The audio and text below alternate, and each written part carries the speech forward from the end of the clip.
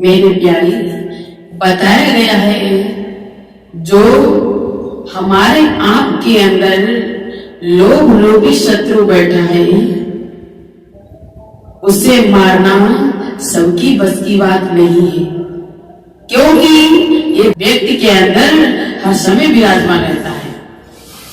इसीलिए मेरे प्यारे, यदि जो इस लोभ लोभी शत्रु को मार दे, वास्तव में वही सच्चा शत्रुघ्न माना जाएगा। इसीलिए बताया गया है, क्योंकि एक मनुष्य के, एक आदमी के अंदर हर समय विराजमान रहता है। इसीलिए बताया गया है कि जिन प्रति लाभ लोभ अति, जिन प्रति लाभ लोभ अति। एक दृष्टांत याद आ गया है मेरे प्यारे, ध्यान देना।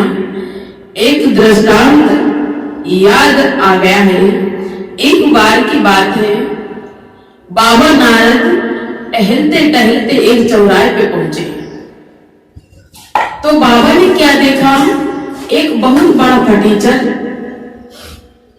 भिखारी बैठा भीख मांग रहा है, लंबी लंबी दाढ़ी और फटे पुराने कपड़े पहने हुए हैं।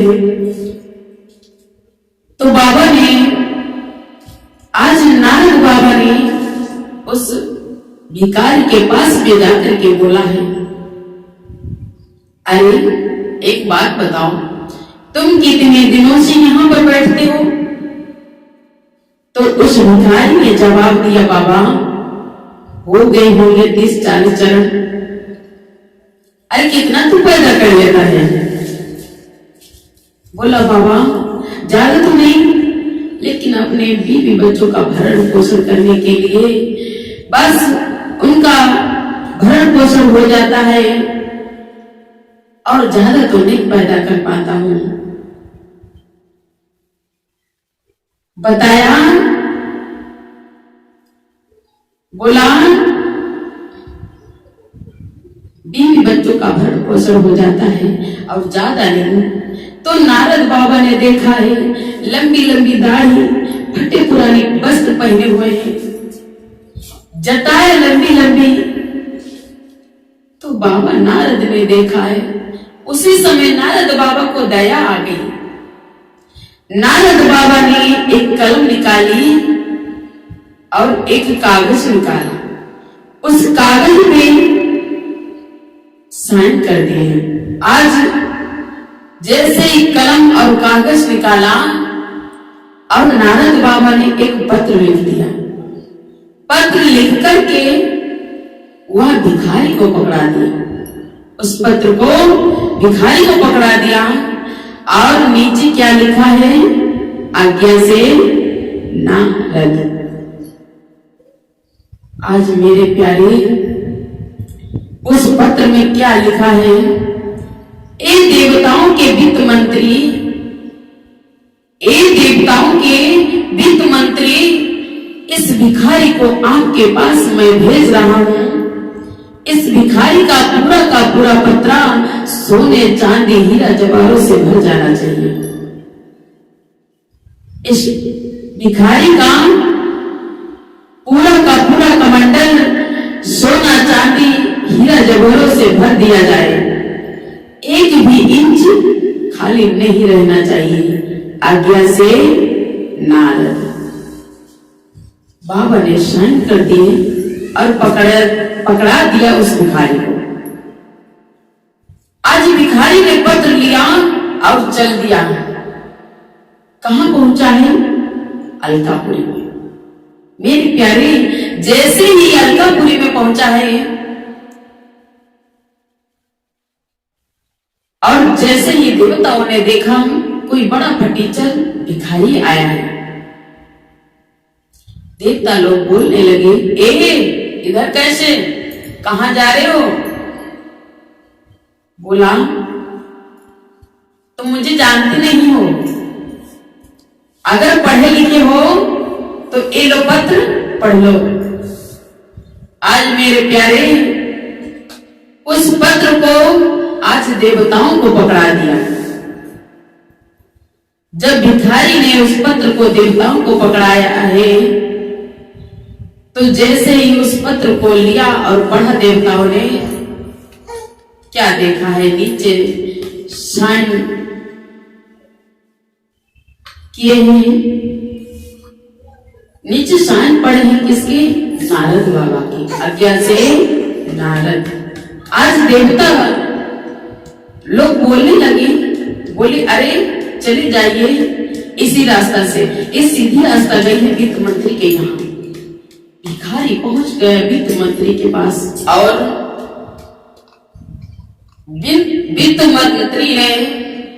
वित्त मंत्री ने जैसे ही देखा भिखारी को, बोले ए इधर कैसे, कहाँ जा रहे हो? उसी समय भिखारी कहने लगा, अरे तुम नहीं जानते हो, अगर पढ़े लिखे हो तो पढ़ लो। तो जैसे ही वित्त मंत्री को पकड़ा दिया, वह पत्र वित्त मंत्री को पकड़ाया, और वित्त मंत्री ने जैसे ही पढ़ाया, नीचे देखा है नारद। अरे भिखारी को वित्त मंत्री ने प्रेम से बैठाला और पहुंच गए कहां? पूरा मां कात्यायनी के पास। आज अन्नपूर्णा मां कात्यायनी के पास में पहुंचे हैं। बोले कुबेर जी लो पढ़ लो, ये नारद बाबा ने भेजा है। आज जैसे ही बताया है ये नारद बाबा ने भेजा है। आज जैसे ही सुना है माने कि नारद बाबा ने भेजा है, जैसे ही मां कात्यायनी ने पढ़ा और नारद बाबा का नाम सुना है, साइन देखे हैं। जब नारद बाबा ने भेजा, मेरे प्यारे, जब नारद बाबा ने भेजा है तो उसे मना कौन करे? कोई नहीं मना कर सकता है। इसीलिए कहने लगे जाओ भाई जल्दी से व्यवस्था करो। मेरे प्यारे, जब धीरे धीरे व्यवस्था होने लगी, एक भंडार खोला, पूरा का पूरा भंडार खाली हो गया, लेकिन उसका कमंडल नहीं भरा। दूसरा भंडार खुला है, 2 भंडार खाली हो गए, लेकिन उसका कमंडल नहीं भरा। मेरे प्यारे, धीरे धीरे 15 भंडार खाली हो गए, 15 दिन हो गए, 15 भंडार खाली हो गए, लेकिन उसका कमंडल नहीं भरा। जब उसका कमंडल नहीं भरा तो कुबेर जी बेचारे बहुत परेशान हैं। कुबेर जी बहुत परेशान हैं, सोचते हैं कमंडल ही या जादू का पिटार है। बोले 15 दिन हो गए, 15 भंडार खाली हो गए, लेकिन अभी तक इसका कमंडल नहीं भरा। नारद बाबा भेजने से पहले अरे जरा भी नहीं सोचते हैं, ना जाने कैसे कैसे भिखारियों को भेज देते हैं। इधर कमंडल भरा जा रहा है, इधर नारद बाबा ने सोचा अब आज कल तो वह भिखारी भीख नहीं मांग रहा होगा। अरे वित्त मंत्री के पास में गया था, अब तो बहुत बड़ा सेठ हो गया होगा, 2-4 मंजिल की कोठी बनवा ली होगी, मस्ती में बैठा आनंद ले रहा होगा। चलो चल कर के देखते हैं। नारद बाबा वहां चल करके पहुंचे हैं उसी चौराहे पे। जैसे ही उस चौराहे पे पहुंचे हैं नारद बाबा, उसी समय कुछ लोग उस चौराहे पे बैठे थे। उनसे पूछा, चौराहे पे पहुंचे हैं तो देखा वहां 2-4 मंजिल की कोठी भी नहीं, और वहां कोई भिखारी भी नहीं बैठा नजर आ रहा है। तो कुछ व्यक्तियों से नारद बाबा ने पूछा, अरे भैया यहाँ पहले जो भिखारी बैठा करता था वो इस समय कहाँ है? लोग बोले, बाबा जी वो इधर 15 दिनों से नहीं आ रहा है। नारद बाबा ने सोचा कहाँ है वो? आज नारद बाबा ने आंखें बंद की, ध्यान किया, देखा कमंडल भरा जा रहा है। अब तो नारद बाबा पहुंच गए, अलकापुरी भिखारी का कमंडल भरा जा रहा है। आज नारद बाबा पहुंच गए अलकापुरी, और जैसे ही कुबेर जी महाराज जी ने देखा है मेरे प्यारे, उसी समय कहा, बाबा ना जाने कैसे कैसे भिखारियों को आप भेज देते हैं। बोले 15 दिन हो गए, 15 भंडार खाली हो गए, लेकिन अब तक इसका कमंडल नहीं भरा। अरे भेजने से पहले जरा सोच विचार लिया करो। नारद बाबा ने कहा, अरे क्या है इस कमंडल में जो 15 भंडार खाली हो गए और कमंडल अभी नहीं भरा। उस समय वह भिखारी कहने लगा, बाबा लो, मेरे कमंडल में कुछ नहीं है। यदि आपको यकीन नहीं हो रहा है तो इस कमंडल को लो, अब देख लीजिए। मेरे इस कमंडल में कुछ भी नहीं है। आज नारद बाबा कहने लगे, अरे तू सही बोल रहा है ना। बाबा ने कमंडल लिया और जैसे ही उस कमंडल को इधर से उधर किया, जब उल्टा किया तो उसमें क्या निकला मेरे प्यारे, उसमें एक आदमी की खोपड़ी निकल पड़ी। बोल बैठे नारद बाबा, वित्त मंत्री जी, आपकी औकात क्या है जो इस कमंडल को भर दो।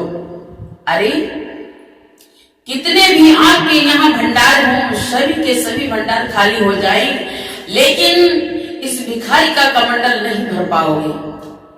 और दूसरी बात ये भी है, साक्षात लक्ष्मी नारायण जी उधर आए और कमंडल भरने लगे, लेकिन वो भी नहीं भर पाएंगे।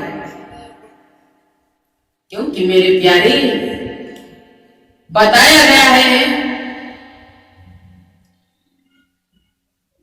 बोले क्यों, इसमें लोभ बैठा है, लोभ। इसलिए मेरे प्यारे बताया गया है, जीव प्रतिलाभ लोभ अधिकाई, जीव प्रतिलाभ लोभ अधिकाई। इसीलिए मेरे प्यारे लोभ को मारना बहुत कठिन बात है। एक आदमी के अंदर हर समय विराजमान रहता है, और जो अंदर के लोभ रूपी शत्रु को मार दे, वास्तव में वही सच्चा शत्रु माना जाता है। वास्तव में वही सच्चा शत्रुघ्न माना जाएगा।